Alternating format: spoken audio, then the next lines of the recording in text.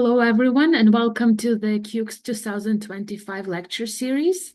My name is Yulia Ivanuk-Squires, and I'm the coordinator of the Center for Ukrainian Canadian Studies at the University of Manitoba.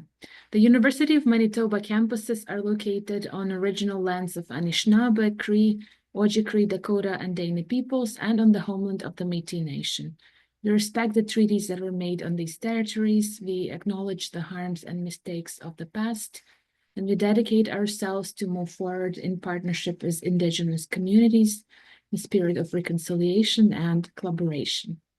Please note that this lecture is being video recorded, and you can feel free to submit your questions into the chat box basically throughout the entire session, or if you wish to ask your question in person, you can raise your hand during the Q&A session after the main presentation. So today we have a presentation about the Japanese diplomacy in Soviet Ukraine in 1926-1937 by Dr. Svitlana Pavlenko. Svitlana Pavlenko is a historian specializing in Ukrainian-Japanese relations from the late 19th to the second half of the 20th century. She's also a visiting scholar in the Department of German and Slavic Studies and History at the Faculty of Arts at the University of Manitoba. Svitlana has extensive experience working with museums, including roles as a researcher at the Dmytro Yavornoitsky National Historical Museum and as deputy director of the Museum of Dnipro City History. She's also a member of the Japan Studies Association of Canada. Without further ado, Svitlana, the floor is all yours. Thank you. Good afternoon, everyone. It is a great pleasure to present some of the findings from my research today. I would like to express my gratitude to Yulia Ivanuk, coordinator of the Center of Ukrainian Canadian Studies, for this opportunity, and for all of us for joining us in today's discussion. The topic of this presentation is Japanese diplomacy in Soviet Ukraine in 1926-1937. We will focus on the activity of the Japanese consulate in Odesa and its unwanted interactions with the Soviet counterintelligence service. First of all, I would like to start a little bit about speaking consulate itself. The history of Japanese diplomacy in Ukrainian territory dates back to 1889, when the first Japanese honorary consul was appointed in Odessa.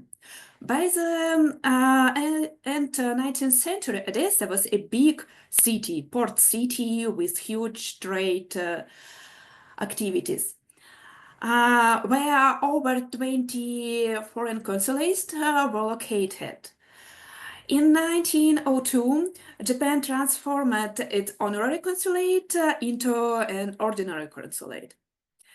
The consulate's main task was to monitor the Russian Navy in Black Sea. However, after the Russia-Japanese War in 1904-1905, the consulate lost its strategic importance for Tokyo. In 1909, the Minister of Foreign Affairs of Japan decided to close the consulate to cut funding. The Japanese government recalled its consulate again in 1925 when Soviet-Japanese Basic Convention was signed in Beijing. This treaty established diplomatic relationships between the two countries and allowed to open the set of consulate, included one in Odessa. The research of the Japanese consulate in Odessa began in the 1960s, when George Ladson's books, which was published, the author briefly mentioned names of the consulate secretaries and just provided general information. Over the following decade, however, this topic received little scholarly attention. This situation changed in the 2010s I would like to omit my own role in this process and to focus on my colleagues' work, just mention them because of our limitation. Ukrainian researchers such as Irina Matesh and Lyudmila Vovchuk focus on the Soviet stage of the consulate's activities and its interaction with Soviet counterintelligence. Japanese scholars also made valuable contribution. For example, Hiroshi Bando analyzed anti-Semitic tendencies in the reports of one of the consulate. Kuramiya Hirokai, an American scholar with Japanese roots, paid attention to the report of Japanese officials in Odesa about the Holodomor. Quite interesting article available in English. Key sources of this research include documents from the Sectoral State Archive of the Security Services of Ukraine and the Diplomatic Archive of Japan. It is important to mention that both Ukrainian and Japanese collection have suffered document losses due to the World War II. I mean that we have only part of documents available today. The Secretariat State Archive of the Security Services of Ukraine keeps documents created by the Soviet State Policy Administration. Common refers to us as GPU. GPU was responsible for counterintelligence work. We will speak a lot about it today. These files were declassified only in 2000s. The Diplomatic Archive of Japan keep reports from consular officials in Odessa. Those documents show the result of the institution's work. Additional sources included newspapers, memoirs, statistic materials are also important for our research. But today we will not focus on presentation it. And now I would like to move on to our body of our presentation. Like we mentioned before, according to the basic Soviet-Japanese Convention signed in 1925, diplomatic relationship between the Soviet Union and Japan was established. And the treaty's first article explicitly allowed both countries to establish consulates and diplomatic missions. Subsequent negotiation determined the city where this institution would operate. In December 1925, Sasaki Sega was appointed as the Japanese consul in Odessa. From 1907 to 1909, he served as the secretary of this consulate. In other words, he was already familiar with living here.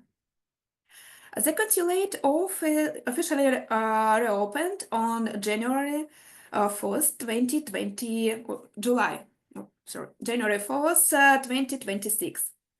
The consulate staff also included vice consul Kamimura Shinichi and secretary Goto Yashutsaru.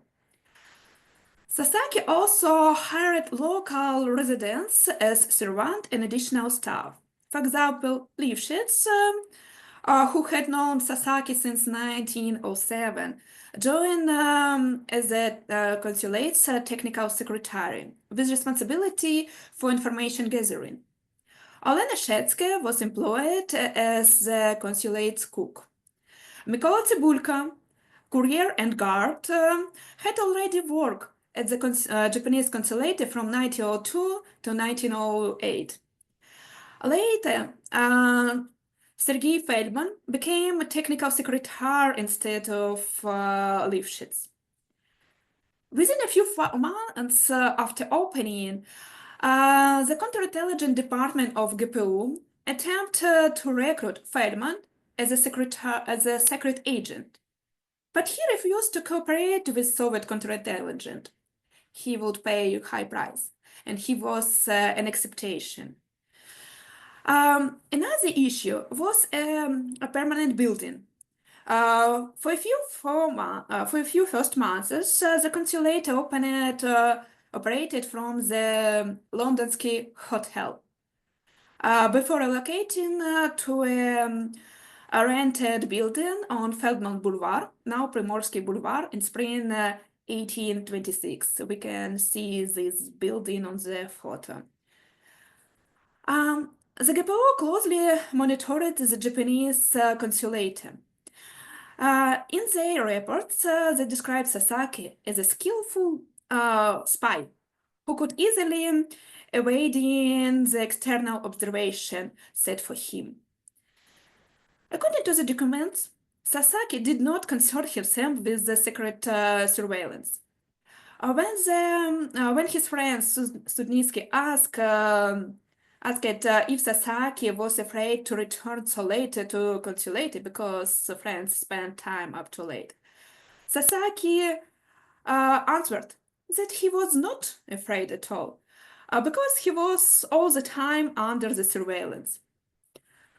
Sasaki left Odessa, staying there for only a short period during from the January to May 1826.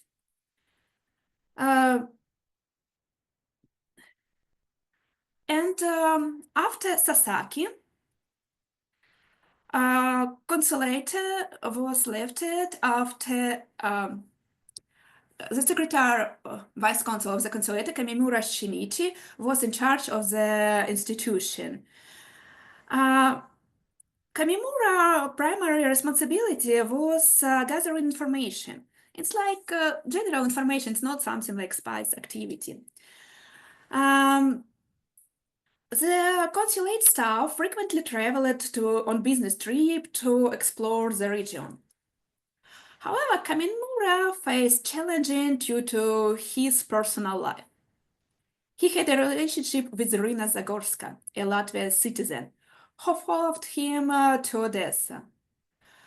Also unmarried, the couple had a child and lived together at the consulate building. Zagorska led a free-spirit lifestyle, and the Soviet counterintelligence service suspected that Kamimura used her for intelligent purposes because she had a lot of friends. However, at the same time, the GPU sought an opportunity to recruit Zagorska as their own agent. During the summer and fall of 1825, the couple quarreled frequently due to Rina's lifestyle. Kamimura asked her to leave Odessa. The GPU used the conflict to persuade Zagorska to cooperate. In December 1826, Zagorska agreed to become an agent of Soviet intelligence. The GPU hoped that she would have found opportunity to obtain some documents and key prints. However, Irina claimed that she was unable to fulfill such tasks. Furthermore, after the first meeting with the GPU's officer, she began avoiding further contact with them. The documents indicate that she did not wish to be an agent at all and merely saw a better opportunity to protect herself. At the same time, in December 1826, Kamimura became aware of GPU's interest in Zagorska and decided to end their relationship. Zagorska agreed to take the safest option and leave to the USSR. However, it was quite a big challenge. She was denied a visa. According to Soviet law, even foreigners required permission to travel abroad. The GPU tried to persuade Zagorska to continue work as an agent, which is why they denied the visa. After meeting with a counterintelligence officer, Zagorska again avoided further contact with the depot. She remained inside the consulate without going out at all. Kamimura, in that time, complained to the local authority about the problem with Irina's visa. But he did not achieve any result. He received an official explanation stating that Zagorska could not obtain a visa due to her false claim of working for the Japanese consulate. She just wrote in documents that she was, first of all, secretary of the consulate, then the cleaner, but real, she was no one. And it's create many problems. The GPO also attempted to recruit Kamimura as its own agent. They arranged a meeting with him in London's ski restaurant. During a 3-hour conversation, Kamimura acknowledged the difficulties of his situation and its potential impact on his career. However, he maintained that he did committed no crimes and that the worst consequences would be his dismissal. The GPO refrained from escalation their pressure. And Kamimura's relationship with Zagorska never became public acknowledged before my article. The situation reached conclusion in February 1927, when a new consul, Shimada Shigeru, arrived. Kamimura ended his relationship with Zagorska and left Odessa. Zagorska moved to Rostov-on-Don in March 1927. Documents indicated that she had left the country by 1934, but we don't know any details. Kamimura's career remained intact. He continued to serve in the Ministry of Foreign Affairs, later holding prominent roles, including as an ambassador to Turkey in Israel during the 1950s. Shimada Shigeru, we mentioned before, became the consul in February 1927. In the spring of 1927, the PKPU achieved success and recruited a few useful agents. By May 1927, courier Tsibulka became an agent with nickname Vasilyev. GPO also recruited the cook, Shetskelena. He was named as Stara, or old lady. One of the most prominent agents was Tokiyets, whose real name was Pavlenko Volodymyr. At the beginning of the 20th century, Pavlenko worked at the Tokyo School of Foreign Language, where Shimada was a student. They met again in Odessa in the summer of 1927. Tokiyets became a frequent visitor of the consulate, engaging Sasaki in open discussion on Soviet, social, economic, and political matters. In March 1928, Shimada even offered him a position as a Ukrainian language consultant at the consulate. I mean that he was quite close. He was inside the consulate, and he wrote a lot of reports about the consulate life. Besides having an agent, the depot also copied the consulate correspondence and intercepted some Japanese reports. However, the Japanese reorganized their own operations to avoid the impact of GPU. For example, they didn't trust their own servants and never left documents on the tables. The institution has a special fireproof cabin to store documents. Used papers were never thrown direct into the trash. They were immediately burned. The Japanese frequently attempted the embassy in Moscow and didn't send important information by post. They never shared important information with anyone. As a result, the agent never obtained any true significant information. GPO wanted to prove that Japanese um, had some kind of illegal activities that was spying, but they never had any provements. And means that Japanese was quite successful protecting themselves. Over his diplomatic career from 1909 to 1914, Shimada wrote over 400 reports. That's a quite big amount. Nearly 200 of them was written during his time in Odessa, means a half.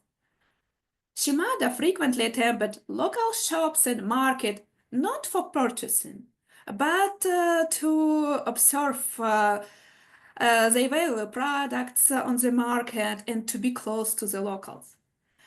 His reports describe a variety rate of topics such as regional climate, flora, fauna, navigation routes, the Soviet policy of Ukrainization, industrialization, collectivization, product and goods crisis, ethnic life, Japanese culture project, economical surveys, and activity of other foreign consuls in the Odessa.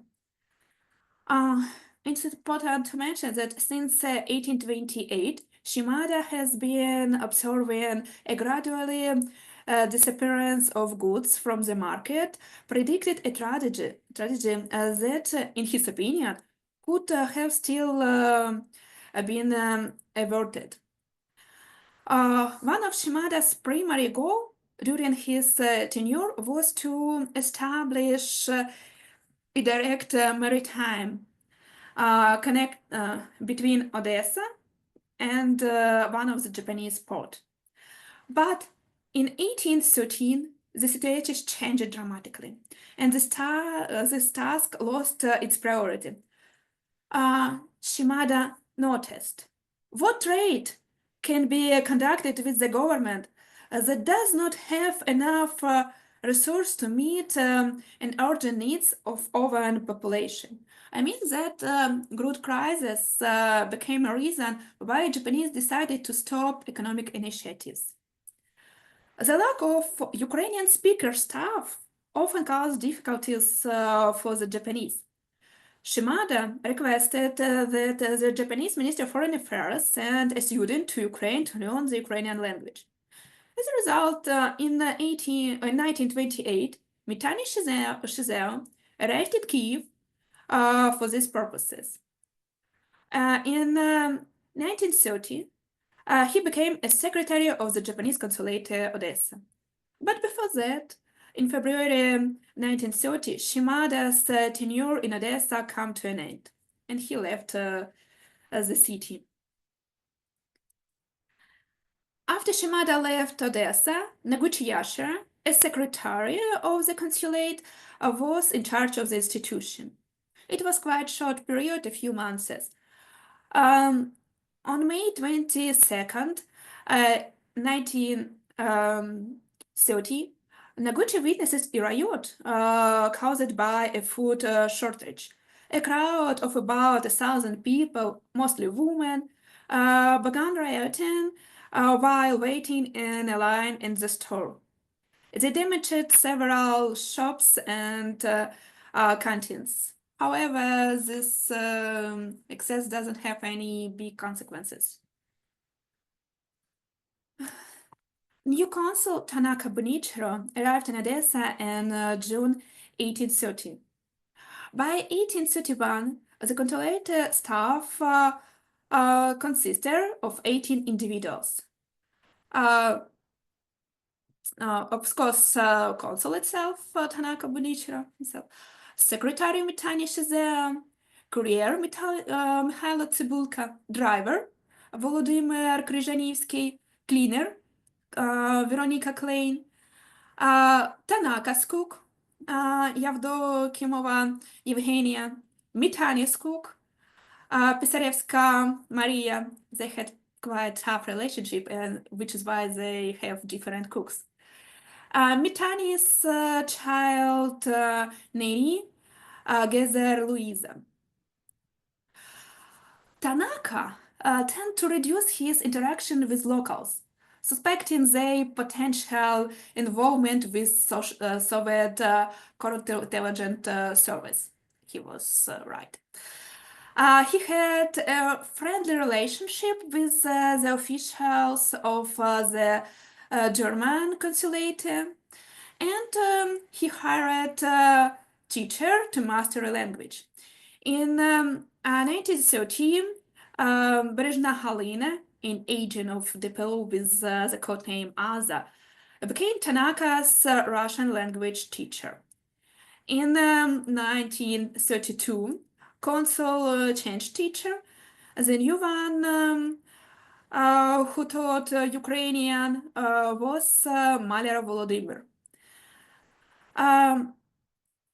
He was the agent of GPU as well, with nickname Pavlo. The GPU's new sources of information was also made with nickname Arkhangelska, mentioned before, Klein Veronica. And new position was the role of the driver. This position has a high turnover rate. Because of short temper of the consul, a few people quit the job after a few months. This situation changed in the end of 1932 when Dubrovin Tit, also known as Krimsky, agent of the depot, was hired. Several old agents continued to collect information, such as Vasilyev, Mikhail Tsibulko means, and Decorator, friends of the secretary, with real name Alexei Pavlichenko. Two kids, which was mentioned before, failed to establish a relationship with the new consul and had only limited communication with the secretary of the consulate. The GPU believed that he had been linking information to the Japanese. The case was executed by the Soviet repression organ in 1932. The following year, another agent, Decorator, received 5-year sentences. Another group of the agents formed a close relationship with Secretary Mitani, which previously was in Kiev to learn Ukrainian language. Unlike Tanaka, Mitani was a gregarious and outgoing person, often inviting friends to dinner or spending evenings together. He had particularly good relationships with women, even having affairs with some. Most of those friends were Soviet agents. For example, in February 1932, the secretary rented a room to meet Verechka.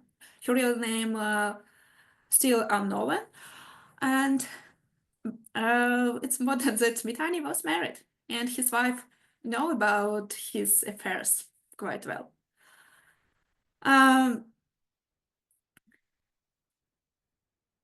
The main task of the consulate was still to gather information. Tanaka's reports primarily focused on the economic and social condition in the region. Financial reports highlighted agriculture, industry, transportation, trade, and the living standards of the Soviet population. On July 24th, 1930, Tanaka witnessed the 3,000 workers boycotted their labor on the factory. The GPU documented the Japanese consulate observation. According to their report, Tanaka believed that such excesses would be repeated more and more often, but still, they would unlikely lead to anything serious. Summing up, he noted that the situation on the market that year was so acute that it could be compared with the famine year of 1921. And he emphasized that mood in the rich population was extremely depressed. For the Japanese, the Holodomor was a predictable result of the government policy which started in 1928. The consulate officials' reports included that the main cause of Holodomor was government's inability to effect, manage, and distribute resources. They were quite careful in avoiding blaming anyone specifically because of quite tense situation in Japanese Soviet relationship. In the report date September 1st, 1933, Tanaka provided one of the most chilling testimony about the Holodomor, reported rumors of cannibalism. Holodomor directly affected the consulate's operation, providing the consulate with essential products such as fish, potatoes, vegetable, onion, butter, cigarette, caused significant challenge. The consulate was preoccupied with obtaining the most essential items to such an extent that it interfered with the performance of direct duties.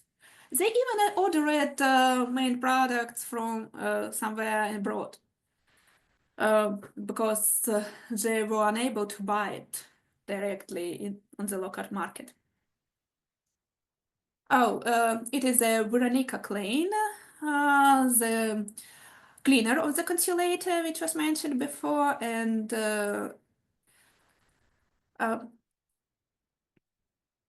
moment. Hirata Minora became the last consul in Odessa. He arrived in the city in February 1934. Like previous consuls, he was focused on gathering information about the region. Hirata knew 5 foreign languages. He was quite skillful. He started to learn Ukrainian as well. His teacher was an agent of the counterintelligence with codename Pavlo. We told about him previously. According to Pavlo's reports, the consul used him to get known more about local matters. In October 1934, Pavlo quit work as a tutor because of the demands of the counterintelligence department, but it doesn't help too much. In 1938, he was executed by Soviet authorities. In 1936, another agent mentioned before, Hangelska, was arrested as well. Most employers were executed by Soviet authorities after consulate was closed. In 1937, the Soviet Union began closing foreign consulates within its territory. The government suspected that foreigners used consulate as spies hubs. The official reason was imbalance in consulate representatives. It means that first time in 1926 was opened 8 Japanese and 8 Soviet consulate, but Soviet Union closed 2 of them and had only 6, which is why they demanded to close 2 Japanese. And another reason was that Odessa doesn't have Japanese population or significant economic interest. In August 19th, 1937, the Soviet government officially announced that it will no longer recognize that the Japanese consulate in Odessa and Novosibirsk as well, too, consulate. The decision would take effect on September 15th. And on September 4th, Japanese Foreign Ministry Hirata Koki sent a telegram to the heads of the Odesa and Novosibirsk consulate, informed them of the closure due to Soviet pressure. On September 5th, 1937, the consulate on Odessa was officially closed. But it doesn't mean that Japanese lost interest in Ukraine. Because in a year they would try to open vice consul in Lvov. To summarize this topic quite tough because this presentation it's a summary itself. It is a small part of my research, which I hope will print as a book, and it's like a table of content of this book. Consolidated Japan had some similarity with another foreigners in Soviet UK. They was under the strict surveillance, and Soviet counterintelligence service always tried uh, to include open agent into consulate staff or activities. However, Japanese were quite successful avoiding losing real important information. They wrote a lot of reports sent to Tokyo, which is available to researchers today, and Soviet side obtained only a small part of them. Thank you for your attention, and I'm ready to answer any questions. Thank you so much, Svitlana, for this insightful presentation. For those who are in the audience, if you have questions, feel free to raise your hand if you wish, or you can also submit your questions into the chat box.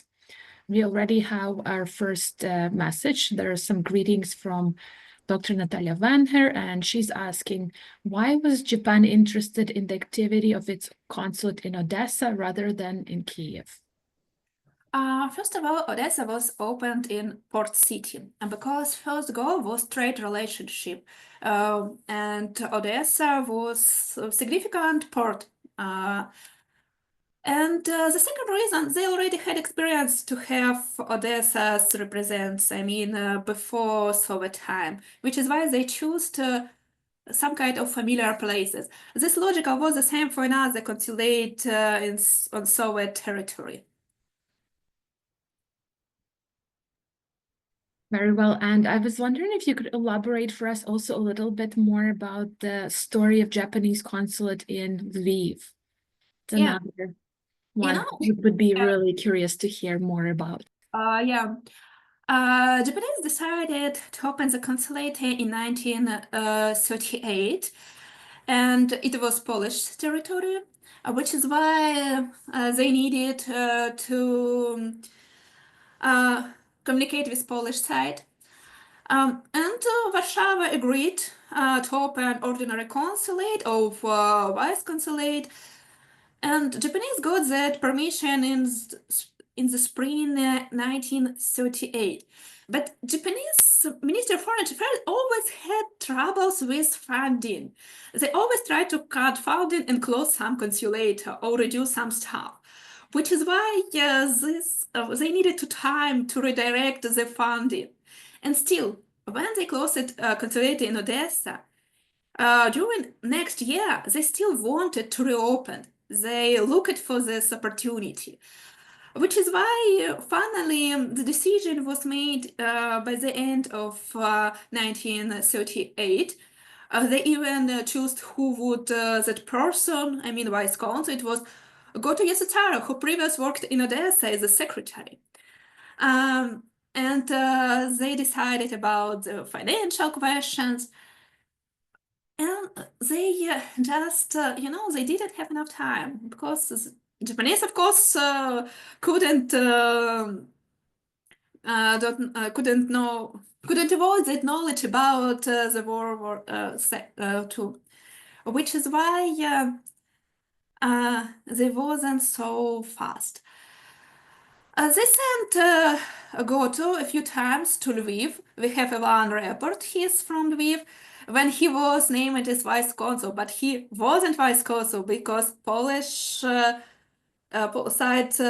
didn't approve him. I mean, the sign of documents. He wasn't even approved Japanese side. And the document of his appointed as a vice consul was dated back in uh, July or August 1938. I mean, a month before the start of World War II. But still, they needed to agree some small questions. And last report was about, last document was about that Polish side asked to reassure the consul region, and it was all. They didn't have enough time for completing this goal. That's fascinating. And circling back to Odessa, how does the experience of the Japanese consulate in Odessa compare to perhaps other foreign diplomatic missions that were operating under the Soviet Union surveillance system? It's important to emphasize about the sources. I'm quite lucky because we have a lot of documents about Japanese consulate in Odessa. It's over 5,000 pages of Soviet counterintelligence reports. We don't have the same amount about Germany consulate in Odessa or Italian vice consulate, Turkish vice consulate, and which is why it's hard to research to have the same level of researchers. However, of course, each of them was under the same pressure because Soviet counterintelligence looked at Japanese and German like quite the same. However, Japanese was first enemy, German first and half by the time of opening. I mean, the situation was quite the same. Excellent. And there is also a question from Steve Medeiros. First of all, thanking you for the presentation. You mentioned Tanaka wrote chilling report about the Holodomor, and was wondering if the scope of the famine was understood in Japan at that time, and if so, did the reality of the Holodomor change Japanese strategy? Can also add to that Svitlana is working on a separate research project related to the Holodomor, so I'm sure there is quite a bit that can be shared on this topic as well. Yeah, first of all, Japanese have never emphasized Holodomor like something separate. For them, everything started in 1928. In every year, they reported that situation became worse and worse.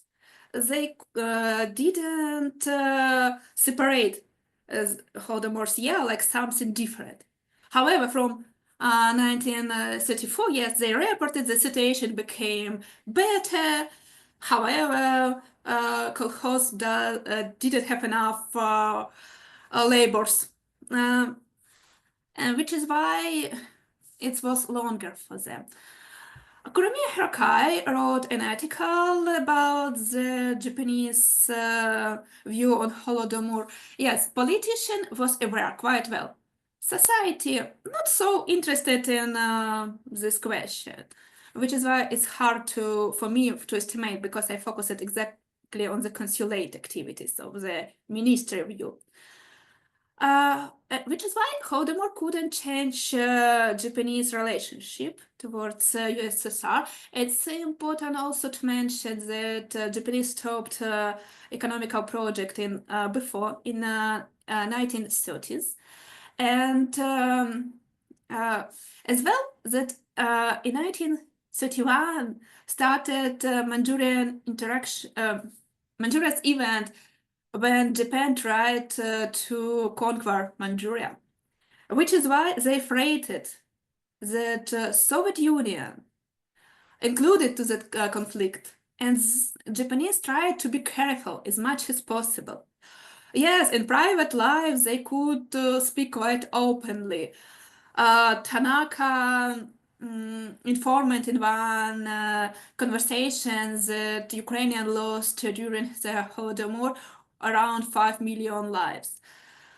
But in reports, we can notice that they wrote everything careful, too careful. Thank you. And perhaps you could also elaborate on the insights that this case study of Japanese consulate in Odessa might offer into the broader challenges of diplomacy in authoritarian states, in which the surveillance components are extremely important, and elaborate on some lessons learned for us today and what can we take out from some of these experiences that happened in the past. Yeah, it's quite interesting that we have a case with totalitarian and authoritarian system, because Japan wasn't a democratic country at all, and in the 1930s was ready to the military process was already started, which is why it's tough to compare two systems completely. And all the time we notice that Japanese emphasize that Japan much better, that Soviet system was so terrible, so awful. But Japan is something the best of the best. It was like this, but we still have different but similar systems. Excellent. And there's another question from Denise Hutzel. Did the Japanese realize that there are so many spies in their institution? Yes, for sure. For example, we had one quite fascinating case when the agent T. Dubrovin got GPU and KVD at that time. It was already sorry. Wanted to provoke a conflict. The Japanese fired another agent because they didn't trust them. And they asked the agent Dubrovin Tit to leak Japanese information that he was recruited Soviet counterintelligence. The secretary answered, "It's okay. Everyone is like this," and that he should have been as much careful, reported everything what he saw, only avoiding one thing. Didn't steal any documents. Only one what Japanese asked. I mean that they know, and they was quite okay with it.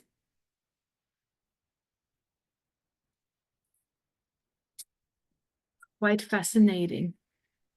Well, unfortunately, we are running out of time. So thank you so much for this extremely insightful presentation. Certainly, I'm looking forward to reading the book. And thank you to all of you for joining this session today.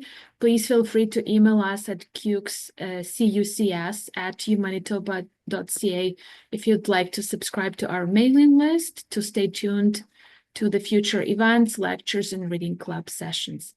Thank you so much once again for this presentation, Svitlana. Thank you everyone for joining today.